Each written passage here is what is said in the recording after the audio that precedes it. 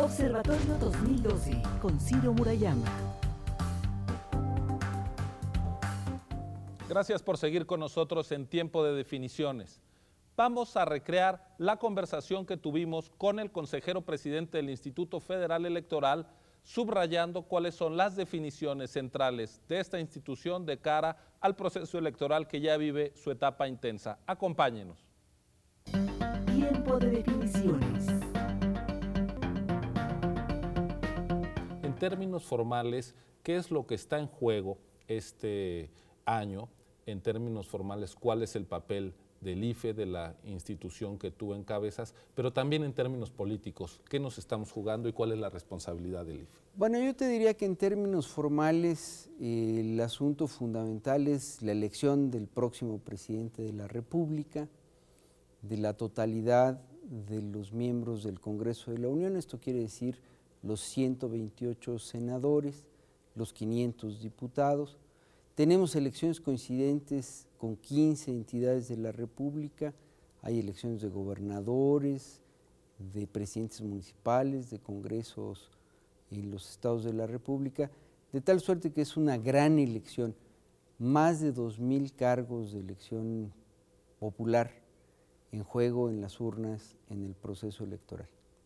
El papel del IFE en este proceso tan grande es el de organizar la elección junto con los institutos electorales locales de 15 entidades de la República que también van a participar en ese proceso. Esta organización implica, como lo planteó de manera muy clara Lorenzo Córdoba, la actualización del padrón electoral, la certeza de que los ciudadanos que están inscritos en la lista nominal son los que podrán votar, solo ellos, nadie más. Quien no esté inscrito en la lista de votantes no podrá votar, y cada uno de los ciudadanos que esté inscrito en la lista de votantes podrá votar una vez y solo una vez. El IFE será el garante de la certeza de que cada ciudadano emita su sufragio en una sola ocasión para evitar cualquier suspicacia sobre el resultado de las elecciones. Eso es en términos formales. En términos reales, en términos políticos, lo que está en juego, yo diría, es la consolidación de un proceso histórico en nuestro país. Desde 1976, cuando tuvimos una elección presidencial en la que solamente un partido postuló candidato a la presidencia, hemos estado transformando la ley, hemos estado creando instituciones, se han creado partidos políticos, se ha creado toda una legislación que busca la equidad en la competencia, se le ha dado financiamiento público a los partidos políticos para que sean competitivos, se ha creado todo un entramado institucional que permite hoy un elemento básico de la democracia. El poder político está en juego en las elecciones. Quizá ese es el punto fundamental de este proceso electoral. Todo el poder político. Esto quiere decir, el poder ejecutivo y el poder legislativo se van a poner en juego en una elección que será equitativa, que se apegará a los cauces de la legislación y que le permitirá a todos y cada uno de los ciudadanos votar en libertad y decidir quiénes serán los responsables de conducir el futuro inmediato de este país. ¿Cuál es la responsabilidad de los actores políticos? ¿Qué es lo que espera el consejero presidente del IFE, de los partidos, de sus candidatos en los meses por venir? Bueno, yo te diría, Ciro, que está a prueba la construcción de una democracia que se base en el Estado de Derecho. Ningún sistema democrático ha sido exitoso si las reglas, si las normas jurídicas no son atendidas, no son respetadas por los actores políticos.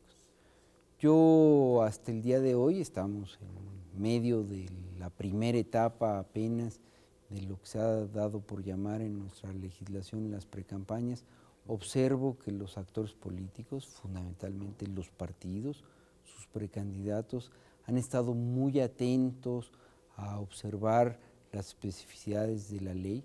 Por supuesto que han presentado quejas ante el Consejo General del Instituto, por supuesto que el Instituto Federal Electoral, con mucha responsabilidad, ha iniciado las investigaciones y en el caso de que se encuentre que se ha cometido alguna violación a la ley, se impondrán las sanciones que la propia ley establece.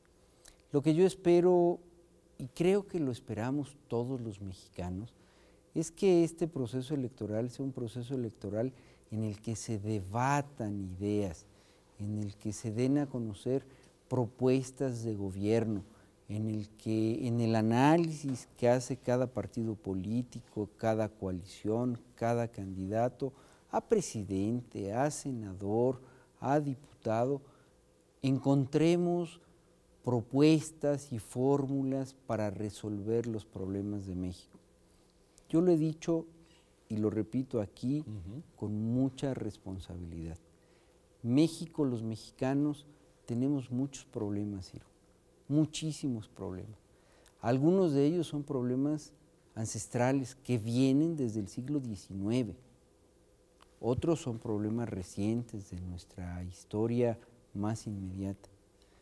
Tenemos que esforzarnos todos, y esa es mi convocatoria a los actores políticos, para que el proceso electoral no sea un problema más para los mexicanos, para que el proceso electoral sea un espacio en el que reconocemos nuestros problemas, analizamos nuestros problemas y empezamos a debatir acerca de cómo los va a resolver el presidente de la República, el Congreso de la Unión, las autoridades que tendrán que ser responsables de la conducción de la administración pública en el futuro inmediato. En el proceso que está en marcha durante las precampañas, pero sobre todo durante las campañas, ¿qué le exige el IFE a la presidencia de la República? Yo creo que el presidente de la República debe ser un jefe de Estado imparcial, que reconozca que en esta construcción democrática su propio partido político puede ganar o perder las elecciones, porque la alternancia y la posibilidad de ganar o perder elecciones es un ingrediente fundamental de un sistema democrático.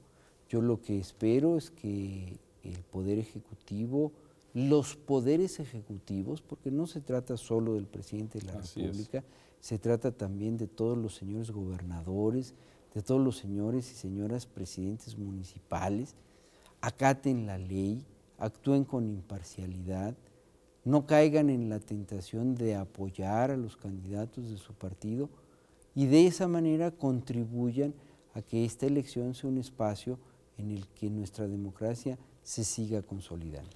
Quisiera preguntarte, como ya te adelantaba hace un momento, ¿cómo te ves la noche del 1 de julio? ¿Cómo ves al IFE? Coloquémonos en el escenario no fácil de 2006. Hay una elección muy cerrada. En esa ocasión el IFE decidió no dar a conocer resultados. No digo que tenía que dar a conocer ganador porque era imposible. ¿Qué hará el IFE este próximo 1 de julio ante un escenario similar? Pongámonos en la hipótesis de que el IFE enfrenta una situación igual de exigente, de delicada incluso. Yo te diría, Ciro, que una vez más, igual que sucedió hace 6 años, el IFE informará de la instalación de las casillas, de la participación de los ciudadanos y de la imparcialidad de los funcionarios de casilla para recibir los votos, para contarlos y para llenar las actas. Estoy seguro además que el Consejo General del Instituto aprobará la realización de un conteo rápido con la calidad técnica que se realizó en 2006 y estoy seguro además que aprendiendo de esa experiencia podremos dar a conocer los resultados en los términos que se planteen en el conteo rápido. Si la elección es muy cerrada, si la diferencia entre el primero y el segundo lugar es de menos de un punto porcentual, eso diremos y diremos quién es quien aparece como primer lugar, quién aparece como segundo lugar. Explicaremos que se trata de una inferencia estadística, que es necesario esperar a que termine el conteo de los votos en el cómputo en los distritos electorales el miércoles siguiente de la elección, y sobre todo daremos certeza de que el programa de resultados electorales preliminares durante toda esa noche exhibirá el resultado de la votación en cada una de las 145,000 casillas que vamos a instalar. De tal suerte que yo espero que el final de esa jornada electoral sea algo que no implique un problema para los mexicanos y mucho menos para México.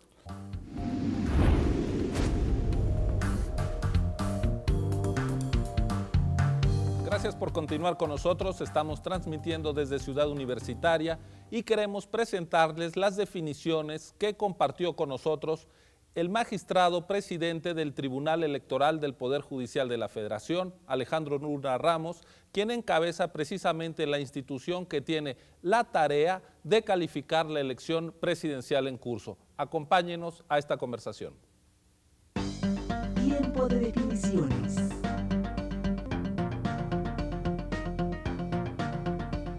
Quisiera que nos comentara en primerísimo lugar la importancia, la trascendencia de que sea un tribunal adscrito al Poder Judicial de la Federación quien tenga la última palabra en las elecciones y quien califique la elección presidencial. Como tú señalaste desde un principio, Ciro, esto ha sido una transformación paulatina que se ha dado y atento a la necesidad de tener un panorama realmente jurídico y legal que calificara las elecciones y calificara los actos tanto de autoridades electorales como del comportamiento de los justiciables, que en este caso serían los partidos políticos y desde luego los candidatos a cada uno de los puestos públicos de elección popular. Como tú señalaste en un principio, esto lo calificaban con anterioridad los propios actores. Cuando se pensó en un sistema jurídico, se pensó que la única forma que existía era realmente el juicio de amparo, porque era la única institución que teníamos valedera para desatar determinado tipo de conflictos.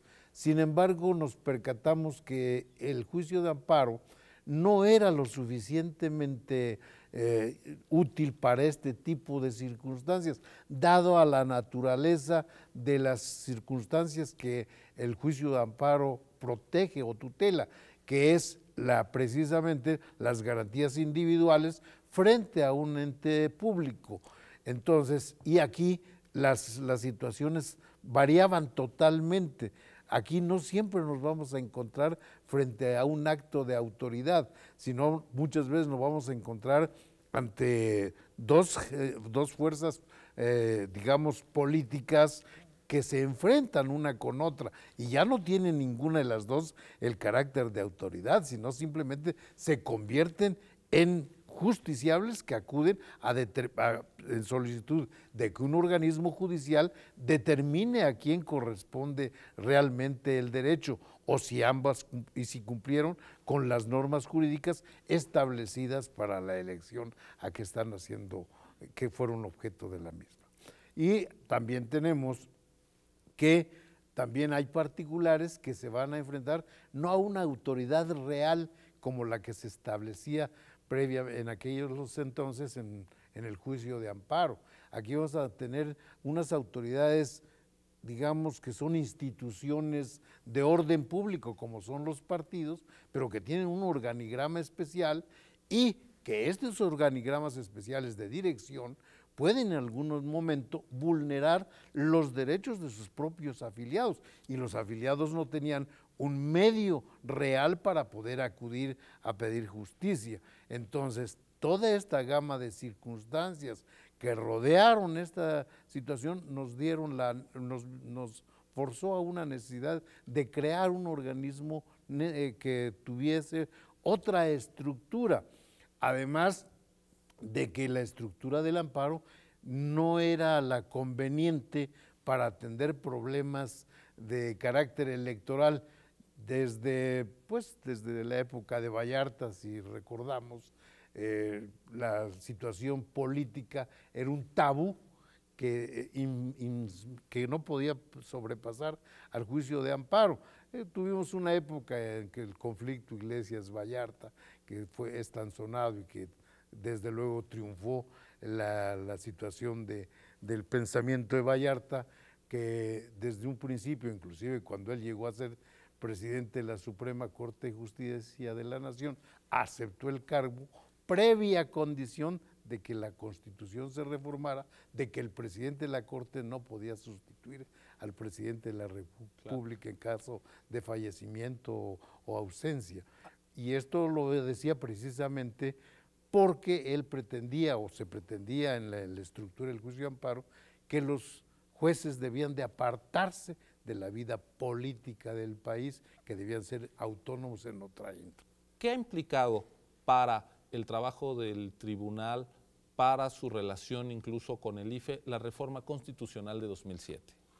Pues la reforma constitucional de 2007, como tú muy presente lo has de tener, obedeció a algunos conflictos que se dieron en la elección de 2006 y en el que se percató tanto los legisladores como nosotros que actuamos como jueces, que habían ciertas limitaciones en la ley que no podíamos llevar a efecto por limitaciones que la misma nos imponía.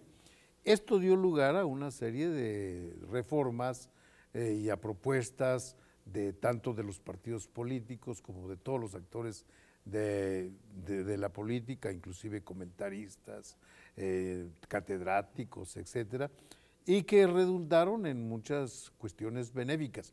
No se abarcaron todas las necesarias. Digamos, siempre la imaginación es mayor que la posibilidad de las reformas en sí mismas, pero podemos decir que tuvimos muy grandes adelantos.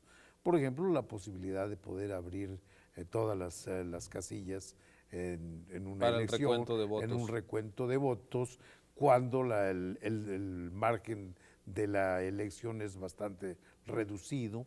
Digamos, tenemos la permanencia de las salas regionales en el ejercicio de su función. Antes cinco salas regionales conforman la estructura del tribunal. Que únicamente se reunían en época de elecciones y cuando había elecciones en su circuito.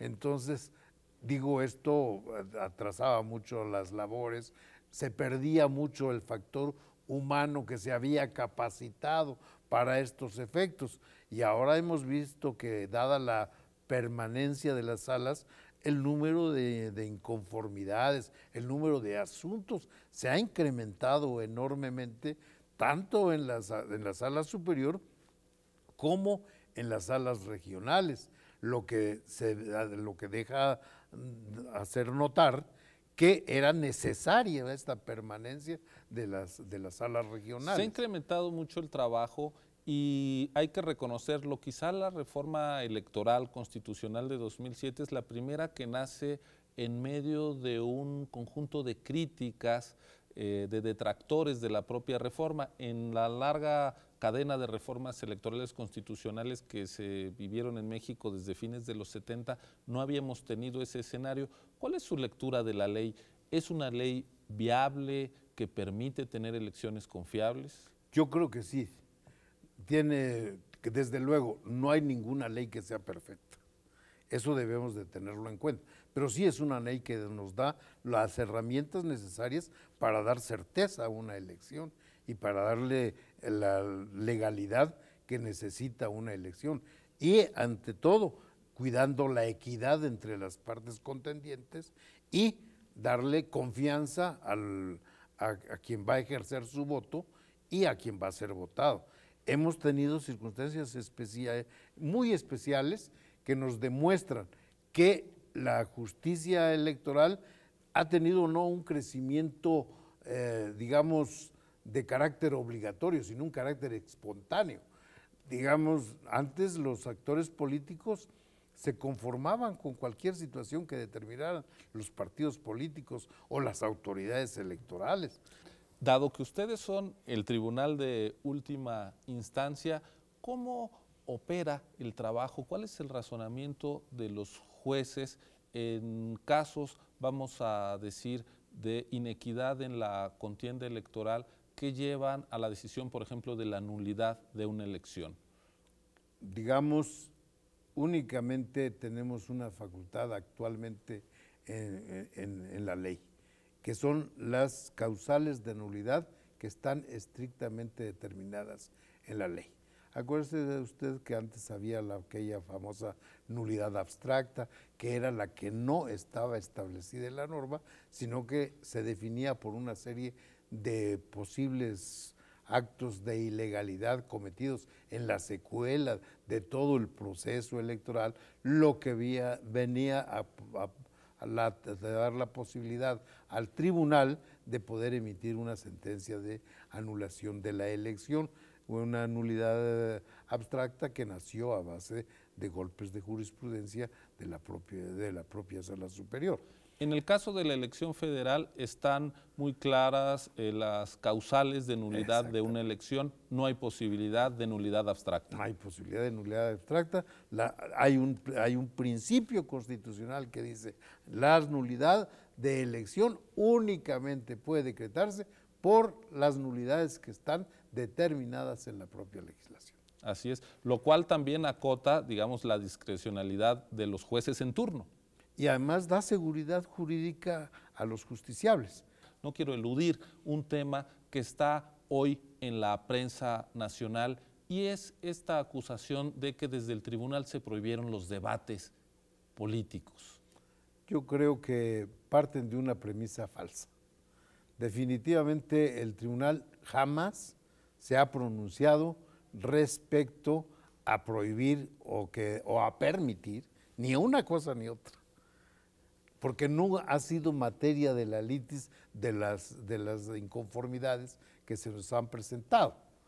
Digamos, en su momento, cuando se nos presente una en la que la litis sea necesariamente determinar esa circunstancia, lo haremos y desde luego, digamos, sin comprometer el criterio de nadie más que el propio. Yo siempre me he proclamado la libertad de expresión, aunque dicen que es una de esas garantías que da escalofrío, pero sin embargo yo siempre la he procurado y la he difundido en mis intervenciones en el pleno del tribunal, señalando que soy partidario de la libertad de expresión.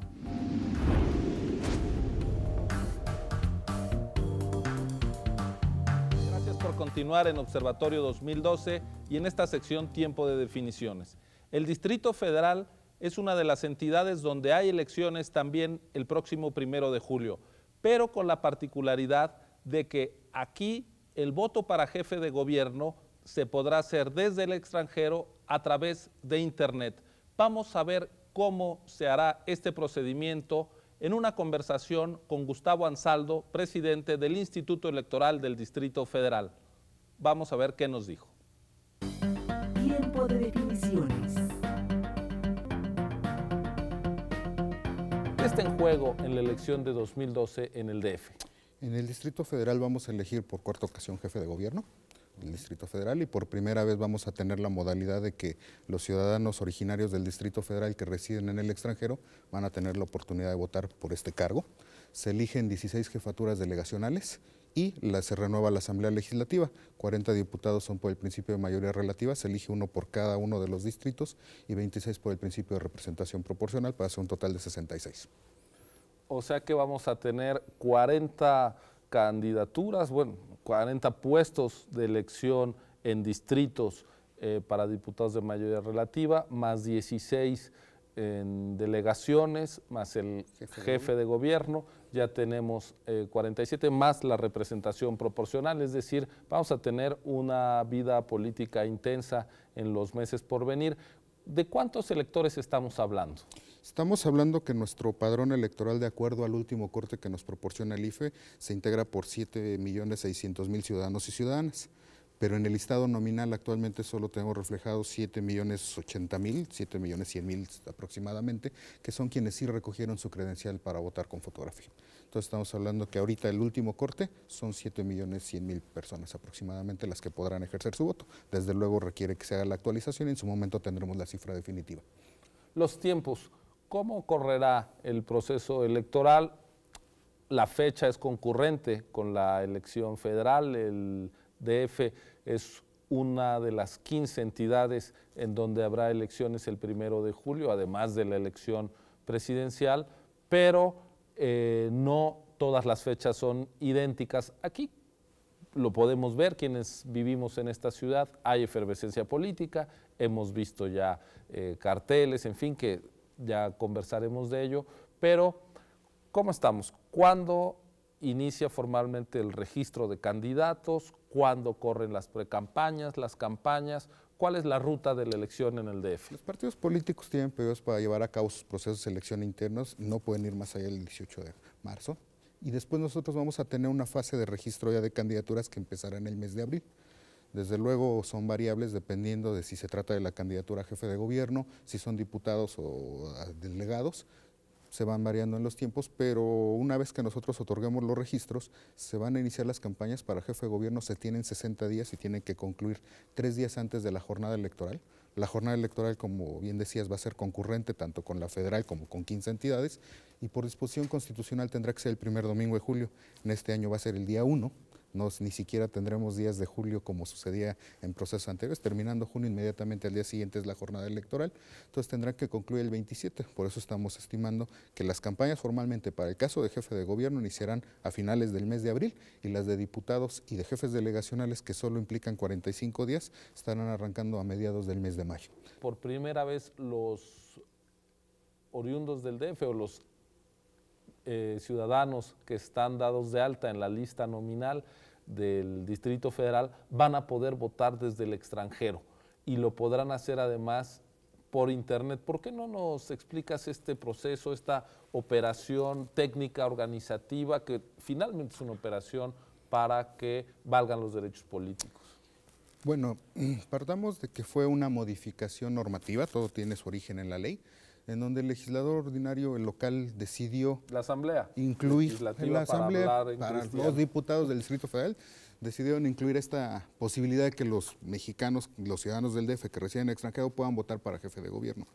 Es un esquema que algunos estados lo tienen, pero a diferencia de otras entidades, a nosotros se nos dio la fase. El caso de Michoacán, por ejemplo, ¿no? Que tiene una población migrante importante y ya hay voto en el extranjero, aunque entiendo es por correo, ¿no? A nosotros, a diferencia del IFE y de lo que sucede en Michoacán, los diputados locales no nos pusieron una camisa de fuerza, por decirlo claro. Nos dejaron una libertad para diseñar los mecanismos que permitieran potenciar el ejercicio de este derecho para que hubiera una mayor participación.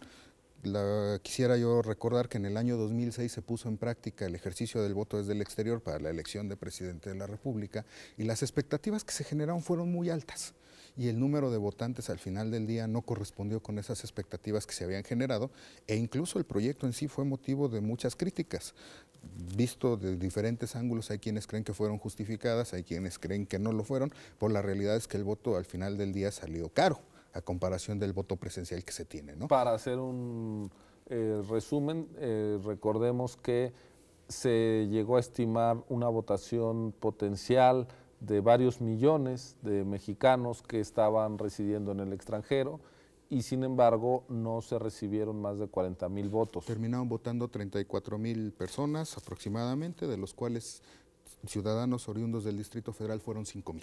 Entonces, a partir de ahí, digamos, nosotros nos fijamos como una primera meta, el por lo menos alcanzar esa cifra que se había tenido en el año 2006, que del Distrito Federal tuviéramos una participación aproximada a los 5,000 y de ahí, pues obviamente, elevar la tasa de participación. ¿Solo para jefe de gobierno? Solo para jefe de gobierno, no se puede votar por delegados ni por asambleístas. Y al día de hoy yo quiero decir con mucho agrado que de acuerdo a los registros que tenemos un convenio con el IFE en donde llevamos a cabo los registros, hemos recibido más de 8,000 solicitudes, que ya superó la cifra del año 2006, y validadas ya tenemos 4,600, o sea que estamos en vías de sí tener por lo menos una base de datos arriba de los 5,000 que votaron en el año 2006. Se trata de mexicanos que tienen en su poder la credencial de elector vigente, no con terminación 03, que la recogieron oportunamente y que se están inscribiendo ante el IFE. Ante el IFE obviamente tenemos un mecanismo de convenio para que nos pase la información, también estamos participando con el apoyo y hacemos una revisión de que efectivamente estén en el listado nominal, solamente hacer una aclaración. Para el caso de quienes vayan a votar desde el exterior, no se excluyó la posibilidad de que utilicen la credencial 03, pero desde luego está de acuerdo al convenio que se tiene con el Instituto Federal Electoral. Muy bien. Entonces, incluso aunque sea una credencial de las más antiguas que se emitieron ya con este nuevo padrón y con este nuevo formato de credencial para votar con fotografía, podrán ejercer su derecho desde el extranjero. Y la idea de no es restrictivo a Estados Unidos, ¿no? No, de hecho las solicitudes que tenemos son de países que inclusive no teníamos esa expectativa. Tenemos solicitudes de Israel, de Corea del Sur, de China. Tenemos muchas solicitudes de ciudadanos que radican desde el exterior. Le hemos dado cobertura a través de redes sociales, a través del internet, para promocionar esta posibilidad que tienen los ciudadanos del DF. Y la idea de haber optado por el internet es tomando la experiencia de algunos otros países que recaban la votación por internet. Hay empresas que se dedican a dar una asesoría y que, como sucede en las operaciones bancarias con las llaves y contrallaves de manera informática, se puede garantizar que la información que remitan solo sea abierta por quien tiene la contrallave y tener aquí la seguridad de que el elector fue el que votó. Se facilita el ejercicio del voto, pero también en costos creo yo que podríamos decir que sale más barato que si utilizáramos la vía postal. La vía postal tiene sus costos, inclusive uno de los problemas que se generaron en el año 2006 fue que el elector tenía que hacer el pago de algunos derechos para poder ejercer su voto, cosa que no todos estaban dispuestos. En esta ocasión entiendo el IFE absorberá todos los gastos para evitar esa situación, pero también tiene la problemática de que luego el envío postal no garantiza que llegue en tiempo y forma el sobre lo que contiene la votación. Posterior a que se había cerrado la jornada electoral todavía se seguían recibiendo sobres. La vía de internet nos da también esa inmediatez para tener los votos de manera inmediata. En el DF hay distintas formas de participación política de la ciudadanía que van más allá de la cita con las urnas cada 3 años. Hay, digamos, mecanismos de la llamada democracia directa, hay consultas ciudadanas, hay previsto la realización de este tipo de ejercicios a lo largo del año en curso? Sí, decir que esta asamblea, los diputados que están actualmente le han dado un impulso muy importante a la participación ciudadana a través de mecanismos de democracia directa.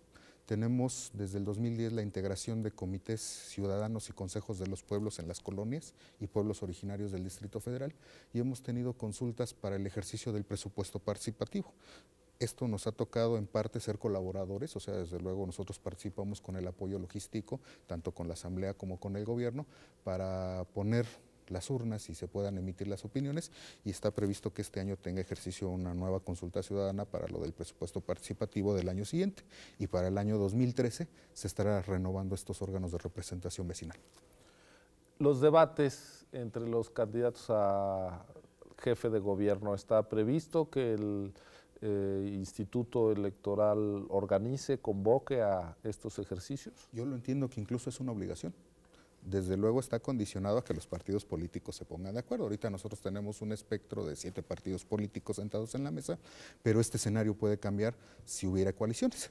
Si hay coaliciones, pues seguramente el espectro se reducirá, y si ellos se ponen de acuerdo para la realización del debate, nosotros como Instituto Electoral tenemos obligación, según lo entiendo yo, de darles todas las facilidades y apoyos para organizar este tipo de encuentros y pues hacer el análisis correspondiente para darle toda la proyección que requieran, ¿no? En el caso de la legislación federal ya se contemplan 2 debates entre candidatos a los cuales el IFE coadyuvará. En el caso de la ley electoral no hay, del DF no hay, entiendo, un número de debates mínimo que deba celebrarse, depende de la capacidad de ponerse de acuerdo. Habla de debates en plural.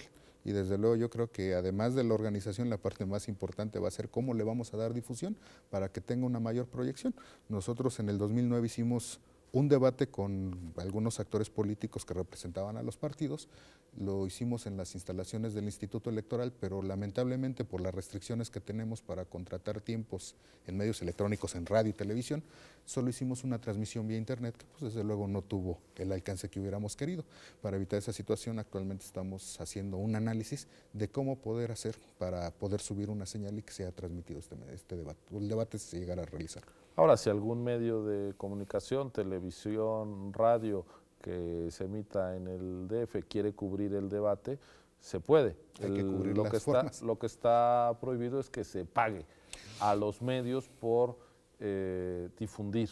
Desde luego será un tema de análisis porque hay algunos criterios que han venido esbozando los órganos jurisdiccionales que dicen que no necesariamente tiene que ser a cambio de un pago, que puede ser inclusive una donación y que si hubiera una donación a lo mejor se violaría esta prohibición. Para cuidar todos esos aspectos legales y que este ejercicio de debate que tiene una finalidad lícita, digamos, no se convierta en algo malo, vamos a cuidar todos esos detalles, pero vamos a buscar que se le dé una difusión.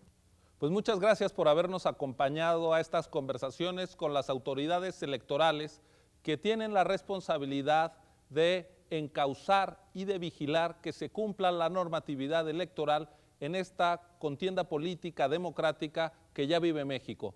Nos vemos, como siempre, el próximo martes a las 9 de la noche, aquí en Observatorio 2012 por TV UNAM. Gracias por acompañarnos.